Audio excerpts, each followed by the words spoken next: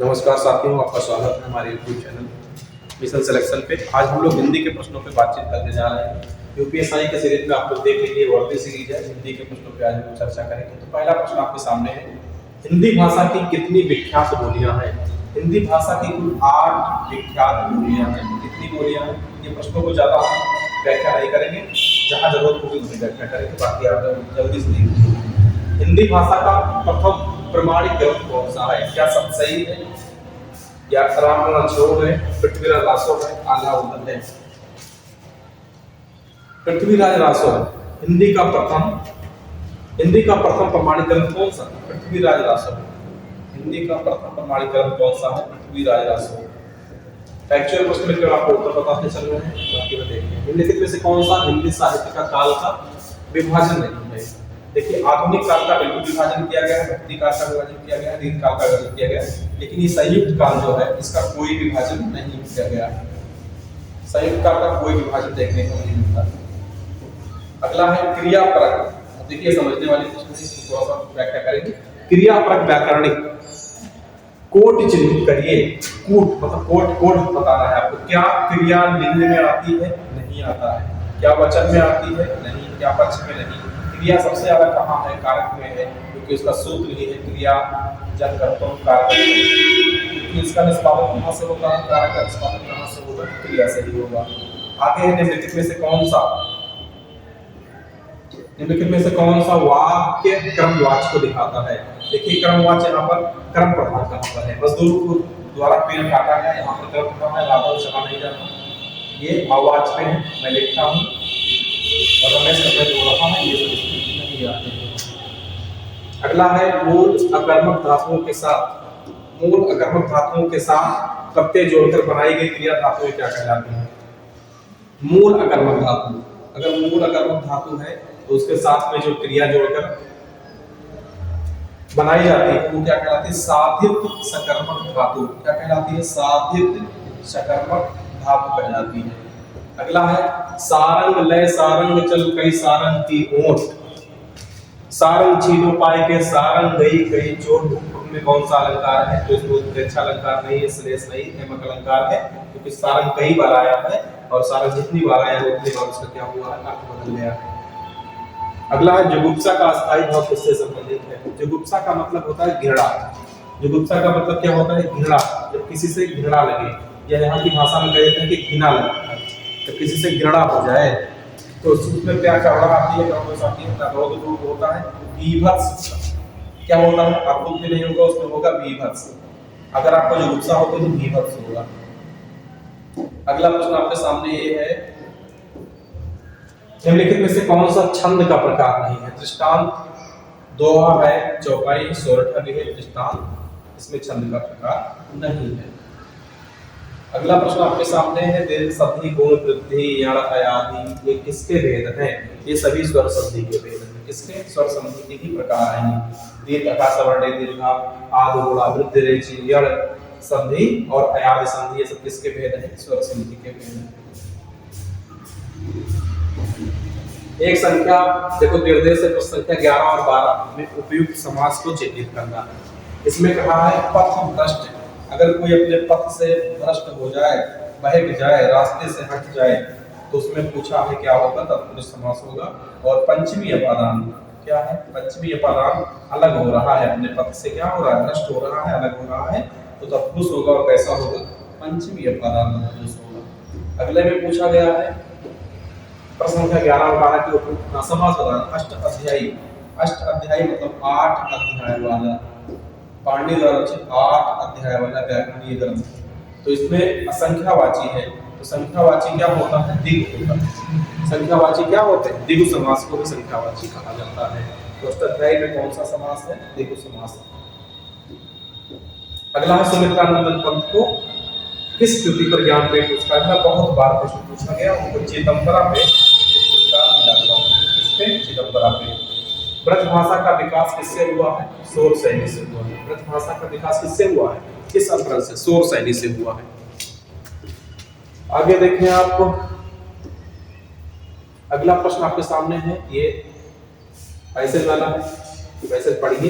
राष्ट्र के सर्वांगीण विकास के लिए चरित्र निर्माण परम आवश्यक है। जिस प्रकार वर्तमान में भौतिक निर्माण का कार्य अनेक योजनाओं के माध्यम से तीव्र गति के साथ संपन्न हो रहा है, वैसे ही वर्तमान की सबसे बड़ी आवश्यकता है कि देशवासियों के चरित्र निर्माण के लिए प्रयत्न किया जाना चाहिए। उत्तम चरित्रवान व्यक्ति ही राष्ट्र की सर्वोच्च संपदा है। जनतंत्र के लिए तो एक महान कल्याणकारी योजना है। जन समाज में राष्ट्र, संस्कृति, समाज एवं परिवार के प्रति हमारा कर्तव्य है। इसका पूर्ण रूप से बोध कराना एवं राष्ट्र में व्याप्त समग्र भ्रष्टाचार के प्रति निषेधात्मक वातावरण का निर्माण करना ही चरित्र का प्रथम सोपान है। और आधा बचा हुआ है, यहाँ देख लीजिए। पाश्चात्य शिक्षा और संस्कृति के प्रभाव से आज हमारे मस्तिष्क में भारतीयता के प्रति हीन भावना उत्पन्न हो गई है। चरित्र निर्माण जो कि बाल्यावस्था से ही ऋषि गुरुकुल आचार्य गुरुकुल शिक्षा के द्वारा प्राचीन समय से किया जाता था। राज की लॉर्ड मैकाले की शिक्षा पद्धति से संचालित स्कूल कॉलेज के लिए यहाँ से आपका विषय बन गया है। संस्कारी विद्यार्थी संध्या बंदन या शिखा सूत्र रखकर भारतीय संस्कृत में जीवन बिताता है तो उसे अन्य छात्र बुद्ध या बुद्धू या अप्रगतिशील कहकर उसका मजाक उड़ाते हैं। आज हम अपने भारतीय आदर्शों का प्रत्याग करके पश्चिम के अंधानुकरण को ही प्रगति मान बैठे हैं। इसका घातक परिणाम चरित्र दोष के रूप में आप देश के सर्वत्र दृष्टिगोचर हो रहा है। आइए प्रश्नों की तरफ देखें। प्रश्नों में पूछा गया है चरित्र निर्माण परम आवश्यक क्यों है? चरित्र निर्माण की परम आवश्यक क्यों है? समाजोपयोगी कार्य के लिए या राष्ट्र के सर्वांगीण विकास के लिए, राष्ट्र की योजना के संचालन के लिए या मानव मात्र के कल्याण के लिए? तो अभी आपने पैराग्राफ में पढ़ा राष्ट्र के सर्वांगीण विकास के लिए क्या जरूरी है? चरित्र निर्माण। जब चरित्र निर्माण होगा भी तो राष्ट्र का सर्वांगीण विकास होगा, अन्यथा नहीं होगा। जनतंत्र के लिए लाभकारी हो सकता है क्या? निष्ठावान श्रमिक लाभकारी होगा या धनवान व्यक्ति होगा या शक्तिशाली सिपाही होगा? नहीं, इसका चरित्र उत्तम होगा। उत्तम चरित्रवान व्यक्ति ही क्या होगा? जनतंत्र के लिए लाभकारी हो सकते हैं, अन्यथा कोई नहीं हो सकता। अगला प्रश्न इसी से संबंधित है। उन्नत राष्ट्र के लिए विकास का प्रथम सोपान क्या है? भ्रष्टाचार के प्रति निषेधात्मक वातावरण, जनता में सांप्रदायिक सद्भाव, राजनीति के कुशल दांवपेच, ये सभी एक भी नहीं सही होंगे। चरित्र निर्माण के लिए शैक्षिक वातावरण अगर अच्छा होगा तो उन्नत राष्ट्र के लिए विकास का प्रथम सिद्ध यही है। क्या है? चरित्र निर्माण के लिए शैक्षिक वातावरण। अप्रगतिशील रूप में मजाक उड़ाया जाता है किसका? पाश्चात्य संस्कृति को हृदय से अपनाता है। इसकी नहीं, इसकी तो वाहवाही होती है। इसकी तो वाहवाही होती है कि ये अत्याधुनिक है, आधुनिकता से लबरेज है। सत्संग में अधिक समय नहीं बिताता है, इसकी भी नहीं। धार्मिक वातावरण में जीवन बिताता है, इसकी भी नहीं। भारतीय संस्कृति में जीवन बिताता है, शिखा छोटी रख लेता है। इस प्रकार से अगर भारतीय प्रधान धारण करता है तो उसके लोग हंसी उड़ाते हैं कि ये बुद्धू हैं या इस तरीके से अप्रगतिशील। भारतीयता के प्रति हीन भावना का कारण है पुरातन संस्कारी सांस्कृतिक जीवन। लॉर्ड मैकाले की जो शिक्षा प्रणाली है इसके प्रति बहुत ही जिम्मेदार है। भारतीयता के प्रति हीन भावना जो आई लॉर्ड मैकाले की शिक्षा पद्धति के कारण आई, इसमें सनातन संबंध समेत कई जो संस्कृति था उसको गलत बताया गया और अपने अंग्रेजी विद्या को उच्च बताया गया, श्रेष्ठ बताया गया। प्रश्न संख्या 20 से 24 निम्नलिखित प्रत्येक प्रश्न में 3 वाक्य दिए गए हैं। त्रुटि वाले वाक्यांश को चुनना है और उनके अनुरूप ए बी सी पर चिन्ह लगाना है। वाक्य त्रुटिहीन हो तो डी पर लिखना है। इसमें देखना है अंग्रेजी में आप लोग देखते हुए से अंग्रेजी में आता है ए बी सी विवरण होने वाला इसी प्रकार से हिंदी में इस तरह को सजाया गया है। रामचरितमानस भक्ति काल की सबसे श्रेष्ठतम रचना मानी जाती है। यहाँ पर ही दिक्कत है, जब सबसे लिख दिया गया तो श्रेष्ठतम लिखने की कोई आवश्यकता नहीं थी। जब सबसे लिख गया एक बार तो श्रेष्ठतम लिखने की आवश्यकता नहीं था। तो सही क्या होगा? रामचरितमानस भक्ति काल की सबसे श्रेष्ठ रचना मानी जाती है। अगर यहाँ तम हटा दिया है, श्रेष्ठ कर दिया है तो ये बिल्कुल सही हो जाएगी। अगला है बिल्कुल सेम सीरीज है। कह रहा है कि ठंड के दिनों में प्रातः काल के समय काफी सर्दी बढ़ जाती है। जब एक बार प्रातः काल लिख ही दिया गया तो समय लिखने की कोई आवश्यकता नहीं है, क्योंकि प्रातः काल खुद में ही है क्या होता है? समय होता है। इसलिए त्रुटि कहाँ पर? बी में। अगला प्रश्न आपके सामने है। अगला प्रश्न है, देखिए, मैं जिस बस से जा रहा था वह बहुत भरी हुई थी। इसमें कोई एरर नहीं है, बिल्कुल ठीक लिखा हुआ है। मैं जिस बस से जा रहा था उसमें बहुत काफी भीड़ थी। उसने लिखा कि उसकी दुकान पर शुद्ध गाय का घी मिलता है। शुद्ध गाय नहीं होती है, शुद्ध घी होता है। तो उसके दुकान पर शुद्ध गाय की शुद्ध घी मिलता है। इस प्रकार से होना चाहिए, इसलिए एरर यहाँ पर ही है। अगला है, पत्थर को जोंक नहीं लगती है। पत्थर को जोंक नहीं लगती है, इसमें मुहावरा। उत्तर पद को चिन्ह करना है। निम्नलिखित प्रत्येक कहावत है, चार चार समानार्थक वाक्यांश दिए हैं, उनमें सही उत्तर के रूप में विकल्प का चयन करना है और उत्तर पद को चिन्ह करना है। पत्थर को जोंक नहीं लगती है, यानी सबल का शोषण नहीं होता, यह गलत है। मजबूत चीज आसानी से खराब नहीं होती, ये भी गलत है। दो धूर्तों में प्रायः टकराव नहीं होता है, ये भी गलत है। हठी व्यक्ति पर कोई प्रभाव नहीं पड़ता, इसका मतलब है हठी व्यक्ति पर कोई प्रभाव नहीं पड़ेगा। पत्थर को जोंक नहीं लगती है, इसका मतलब हुआ जो व्यक्ति हठी है, जिद्दी है, उस पर कोई प्रभाव नहीं पड़ता। विहंगम, विहंगम का मतलब क्या होता है? विहंगम दृष्टि का मतलब होता है सरसरी निगाह से देखना। विहंगम का मतलब क्या है? सरसरी निगाह से देखना। ये मंद नजर नहीं है, ना तो तीखी है, ना गहरी है। विहंगम का मतलब क्या है? सरसरी निगाह से किसी को देखना, एक बार में जल्दी जल्दी देखना। काटो तो खून नहीं, यहाँ पर भी कहावत कही जाती है, काटो तो खून नहीं। पीड़ा शांत हो जाना या नहीं है, बिल्कुल निर्जीव होना ये नहीं। भय के कारण एकदम से स्तब्ध हो जाना, जैसे आपने कोई अचानक सांप देख लिया, आप कहीं पढ़ने पढ़ाने बिजी है, तो क्या हो जाए? काटो तो खून नहीं, बिल्कुल आपको भय इतना हो जाता है कि आप एकदम से स्तब्ध हो जाते हैं। उंगली उठना, उंगली उठना का मतलब है दोष की ओर संकेत करना। अपना महत्व नहीं है, अस्वीकार नहीं है, क्षमा मांगना नहीं है, दोष की ओर संकेत करना। ऐसा कहा था कोई हमारे ऊपर उंगली नहीं उठा सकता, कोई हमारे ऊपर उंगली नहीं उठा सकता है। तो उंगली उठना का मतलब दोष की ओर क्या है? संकेत। अगला प्रश्न है ये देखिए, 30 से 34 यानी 4 प्रश्न 5 प्रश्न उनके प्रथम अंतिम अंश संख्या 1 और 6 के अंतर्गत दिए गए हैं। बीच वाले अंश या ला ला वा के अंतर्गत बिना क्रम के सेंटेंस रीअरेंजमेंट इसको कहते हैं अंग्रेजी में। ऐसा समझिए कि वो समय को परखने वाला और समय की रंग से धनाढ्य करोड़पति से भिखारी, ये रीअरेंज होता है। रीअरेंज अरेंजमेंट में लगाना। तो पहले सबसे पहले रंग से धनाढ्य, यहाँ रा लिख लीजिए, रंग से धनाढ्य। उसके बाद में आ जाएगा और समय की, रंग से धनाढ्य और समय की, वाह लिख लीजिए। उपेक्षा करने वाला करोड़पति से भिखारी बनेगा, ला सबसे लास्ट में रहेगा। तो रा या वाला, रा या वाला ये सही है। तो रा से देखिए यहाँ, रंग से धनाढ्य और समय की उपेक्षा करने वाला करोड़पति से भिखारी हो जाता है, ये बिल्कुल सही है। अगला सेम इसी प्रकार से आपको दिया गया 4 प्रश्न, इसको भी रीअरेंज करना है। भारतीय गांवों के अभी भारत सरकार के सुधार के लिए बहुत प्रयत्न करने की जरूरत है। तो इसका रीअरेंजमेंट किस प्रकार से किया जाए?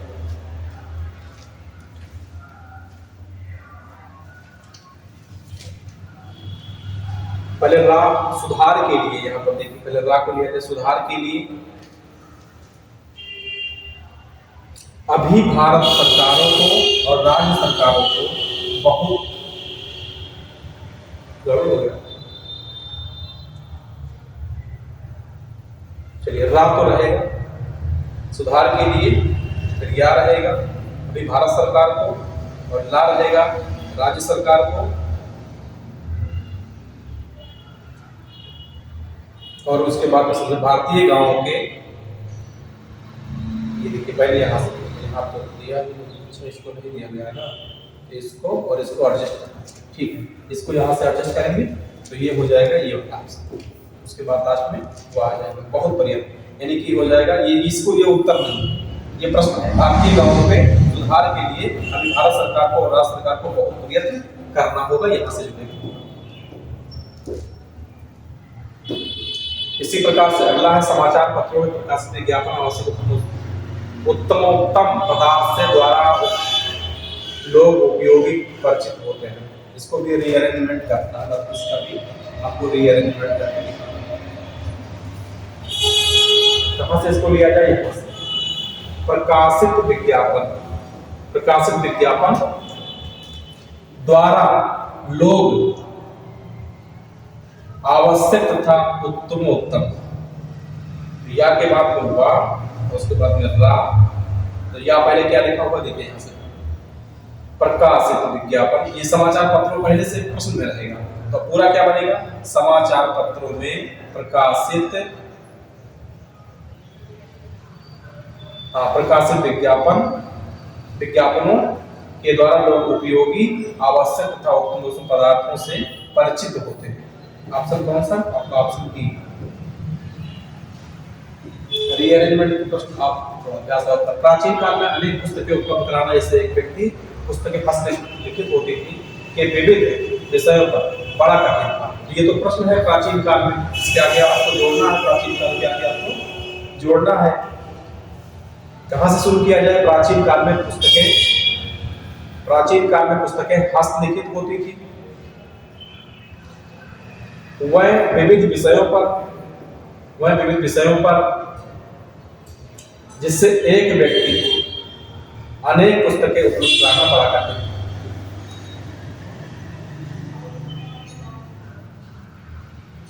गलत है क्या? ये वाला ऑप्शन सही। पहले ला रहेगा और फिर ला रहेगा, तो ला पे पढ़िए। प्राचीन काल में पुस्तकें हस्तलिखित होती थी जिससे एक व्यक्ति के लिए विविध विषयों पर अनेक पुस्तकें उपलब्ध कराना कठिन था। ये आपका उत्तर है।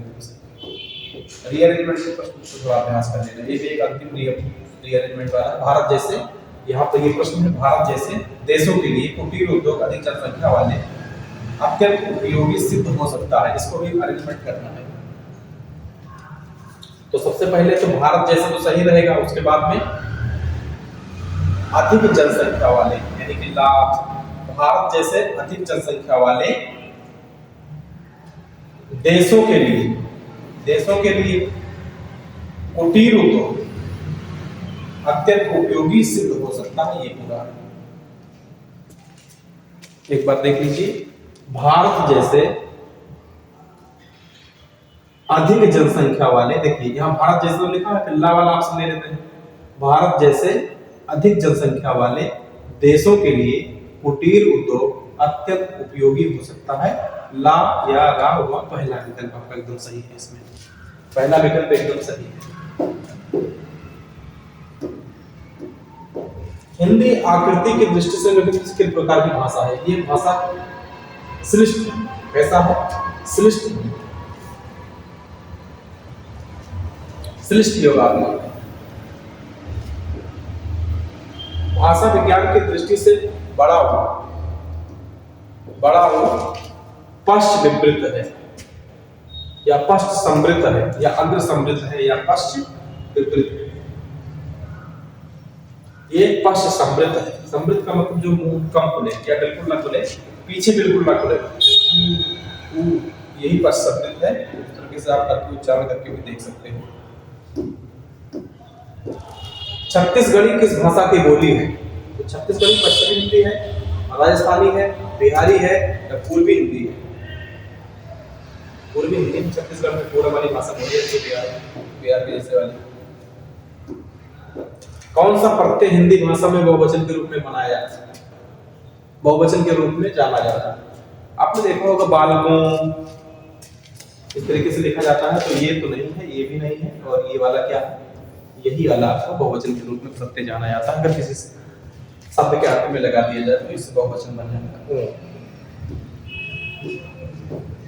उत्कर्ष एक कुशाग्र विद्यार्थी है। कुशाग्र कौन सा विशेषण है? कुशाग्र उसका प्रतिभा है, उसका गुण दिखाया जा रहा है, गुणवाचक विशेषण है।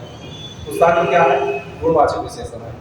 इनमें से कौन सी भक्तिकालीन कवि नहीं है? सूरदास भक्तिकालीन में थे, कबीरदास थे, तुलसीदास थे, बिहारी थे।